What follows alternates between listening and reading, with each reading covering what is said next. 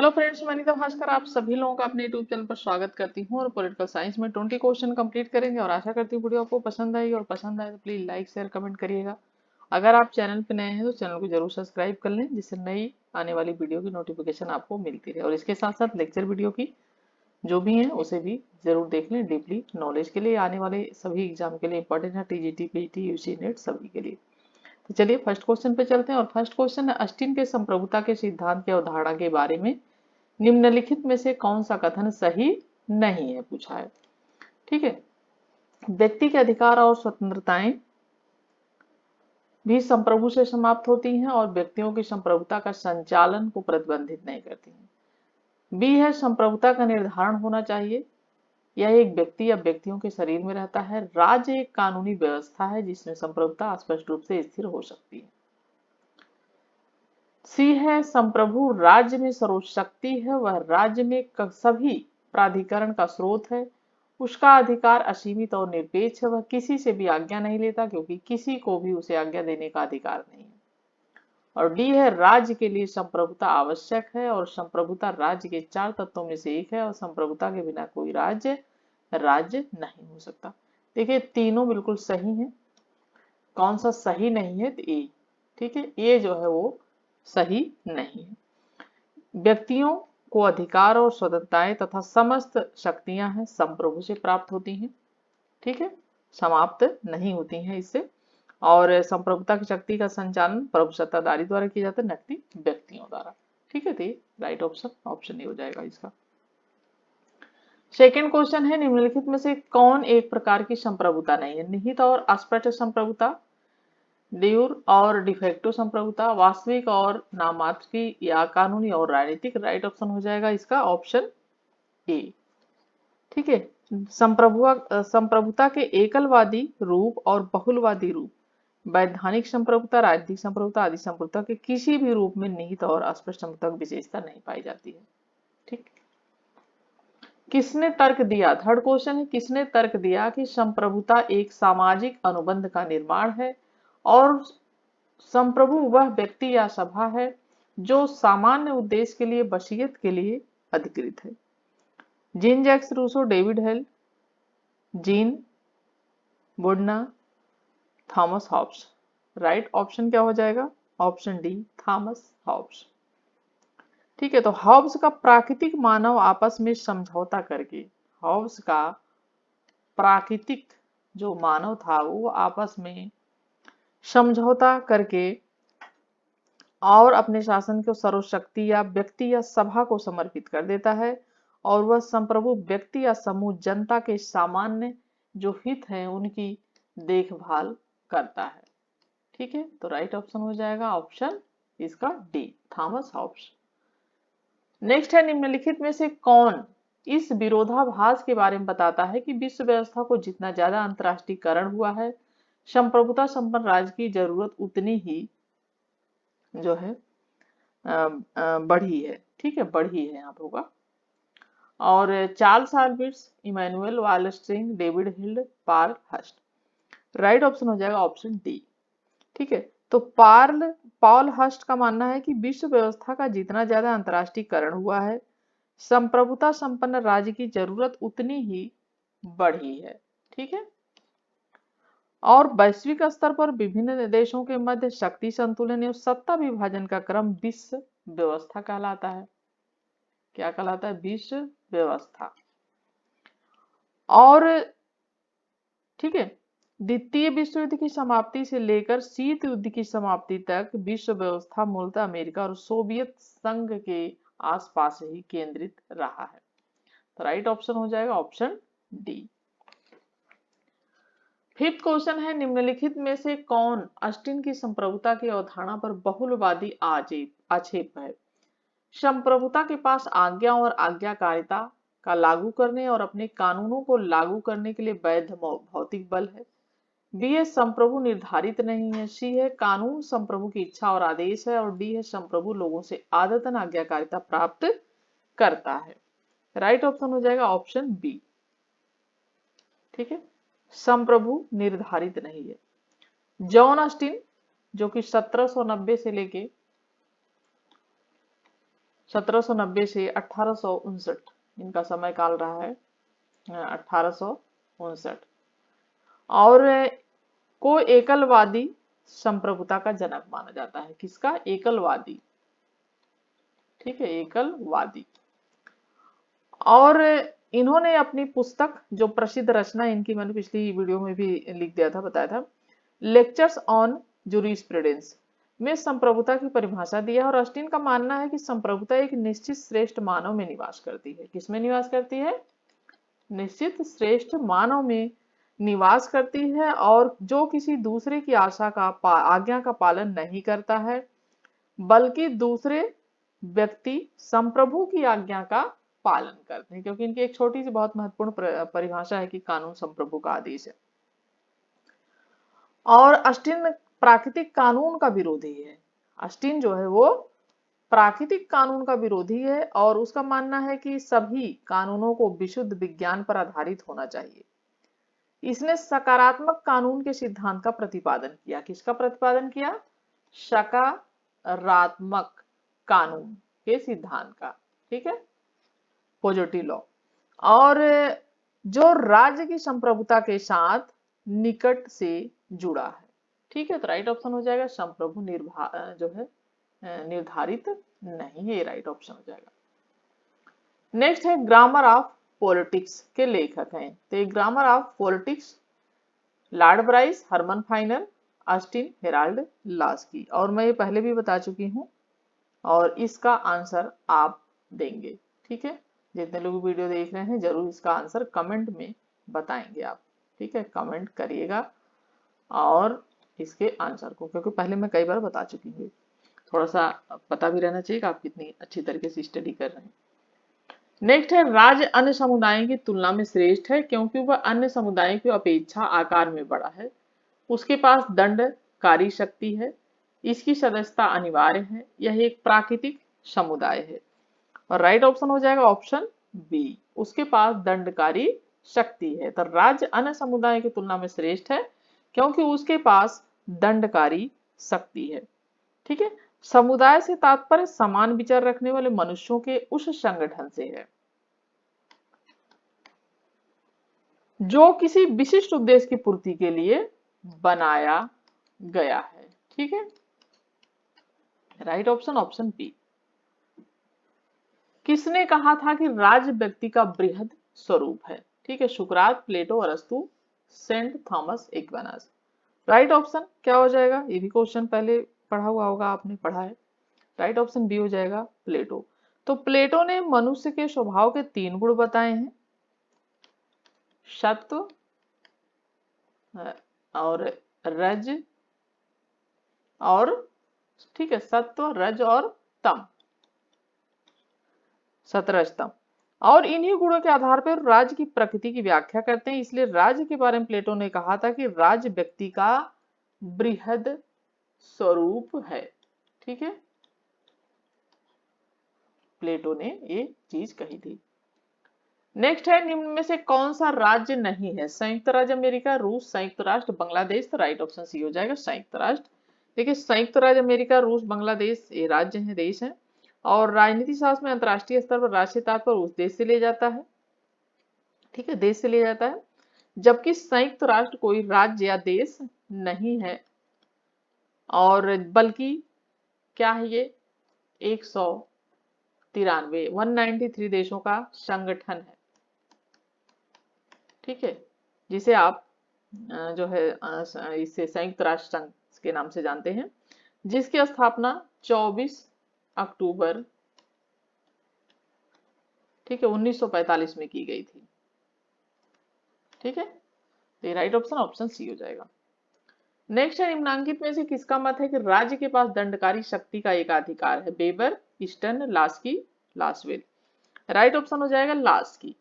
ठीक है, तो लास्की का मत है कि राज्य के पास दंडकारी शक्ति का एकाधिकार है। राज्य अपनी प्रभुसत्ता के कारण ही विधि सम्मत बल जो है उसका प्रयोग का अधिकार रखता है। ठीक है, और अन्य साहचर्य रीति रिवाज जो होते हैं या आवश्यकता पर जो होते हैं वो आवश्यकता पर आधारित होते हैं, जो अन्य रीति रिवाज होते हैं। और उनकी सदस्यता स्वैच्छिक हो सकती है। ठीक है, उनकी रहता है मतलब इच्छा से हो सकती है, स्वैच्छिक हो सकती है, स्वेच्छा पर। ठीक है, परंतु राज्य की सदस्यता क्या होती है? राज्य की सदस्यता तो ऐसा नहीं हम राज्य की सदस्यता नहीं ले सकते, हमारी मर्जी है। तो राज्य की जो सदस्यता है वो तो अनिवार्य होती है ना, आवश्यक होती है, अनिवार्य होती है। और राज्य की आज्ञाओं का उल्लंघन करने वाला क्या होता है? दंड का भागी होता है, उसे दंड दिया जाता है अगर राज्य की आज्ञा का उल्लंघन करता है। तो राइट ऑप्शन सी हो जाएगा। 11, कानूनी तथा राजनीतिक संप्रभुता के मध्य भेद किया गया था, बोधा द्वारा, एबी द्वारा, ऑस्टिन द्वारा, लास्की द्वारा। राइट ऑप्शन हो जाएगा option B, A V Dicey. A V Dicey के शब्दों में विधिवेत्ता जिस प्रभुसत्ता सत्ताधारी को मान्यता देते हैं उसके पीछे दूसरा एक प्रभु सत्ताधारी होता है। ठीक है, उसके पीछे क्या होता है? दूसरा एक प्रभु सत्ताधारी होता है जिसके सामने कानूनी प्रभु सत्ताधारी को झुकना पड़ता है। ठीक है, जैसे जब कानूनी दृष्टि से प्रभुसत्ता जो होती है वो संसद के हाथों में रहती है, तब राजनीतिक दृष्टि से प्रभुसत्ता का सूत्र सर्वसाधारण के हाथों में रहता है। ठीक है, ये ध्यान दें। राइट ऑप्शन ऑप्शन बी हो जाएगा। नेक्स्ट है, संप्रभुता के अद्वैतवादी सिद्धांत के लिए किसे श्रेय दिया जा सकता है? John Rawls, Friedrich Hayek, John Austin, Granville Austin. Right option C हो जाएगा जॉन ऑस्टिन। तो संप्रभुता के अद्वैतवादी सिद्धांत का श्रेय जॉन ऑस्टिन को दिया जाता है। और जैसा कि जानते हैं कि जॉन ऑस्टिन ने कानूनी संप्रभुता के सिद्धांत का प्रतिपादन किया, अपनी पुस्तक जो बताई थी मैंने। और ऑस्टिन के अनुसार संप्रभुता का विभाजन जो है नहीं किया जा सकता, बांटा नहीं जा सकता। ठीक है, नेक्स्ट है, संप्रभुता की अवधारणा निम्नलिखित में से मुख्यतः क्या है? राजनीतिक है, वैज्ञानिक है, दार्शनिक है? उपयुक्त में से कोई नहीं है। राइट ऑप्शन बी हो जाएगा। ठीक है, वैज्ञानिक नहीं वैधानिक होना चाहिए यहाँ पे। ठीक है, ये क्या है? वैधानिक है। ठीक है, राज्य की शब्द प्रभुसत्ता क्या है? वैधानिक है। तो संप्रभुता की अवधारणा मुख्यतः क्या होती है? वैधानिक संप्रभुता होती है। और वैधानिक संप्रभुता उस सत्ता को कहा जाता है जिसको राज्य के लिए विधि निर्माण करने का सर्वोच्च अधिकार होता है। ठीक है, और उसके आदेश विधि के समान मान्य होते हैं। और वर्तमान समय में इंग्लैंड की संसद वैधानिक संप्रभुता का सर्वोत्तम उदाहरण है।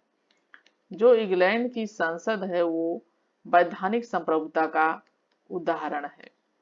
और इस अवधारणा के प्रमुख प्रवर्तक हैं हॉब्स हैं, बेंथम है, ऑस्टिन है। ठीक है, नेक्स्ट है, निम्नलिखित में से कौन जन संप्रभुता के आख्याता थे? रूस, बोधा, हॉब्स, ऑस्टिन। ठीक है, और राइट ऑप्शन क्या हो जाएगा इसका? ऑप्शन ए हो जाएगा रूसो। ठीक है, रूसो को जन संप्रभुता या लोकप्रिय संप्रभुता, ठीक है, लोकप्रिय संप्रभुता का इन्हें आख्याता माना जाता है। और रूसो को लोकप्रिय संप्रभुता का जनक माना जाता है। ठीक है, जनक। और रूसो ने ऐसे नागरिक को के सहज समुदाय की कल्पना की थी जो ऊंच नीच संबंधों से परे समानता और एकता के वाहक होंगे। और इसीलिए उन्हें विश्वास था कि उनके बीच जन इच्छा,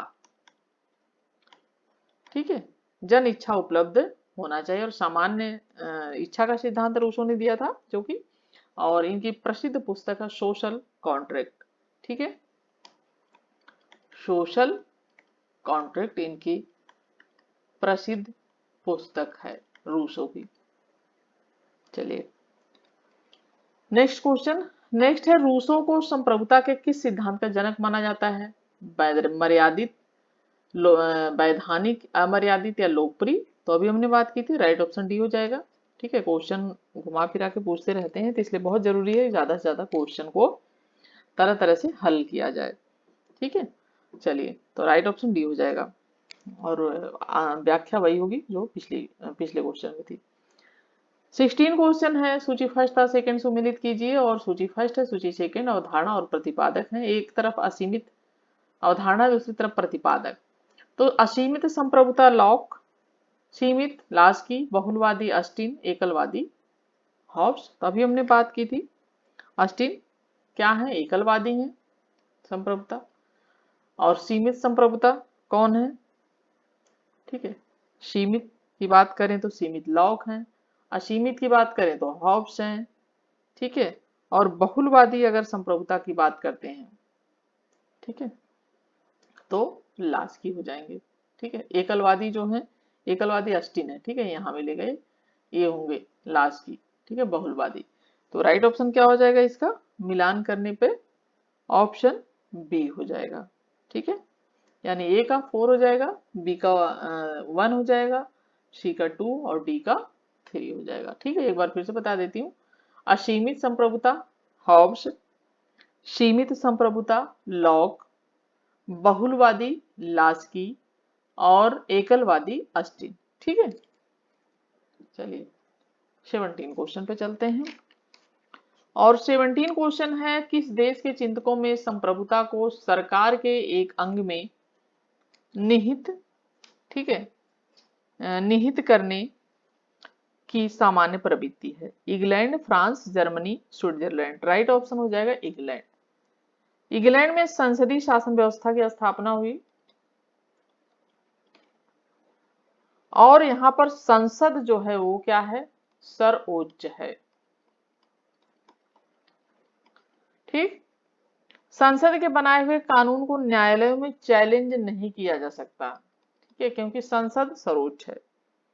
जैसा कि डी लोम्ब, इनका नाम है डी लोम्ब, तो डी लोम्ब ने कहा है कि इंग्लैंड की संसद पुरुष को स्त्री व स्त्री को पुरुष बनाने के अतिरिक्त हर कार्य कर सकती है। और ये परिभाषा पूछी जा सकती है, तो आप नोट कर लो।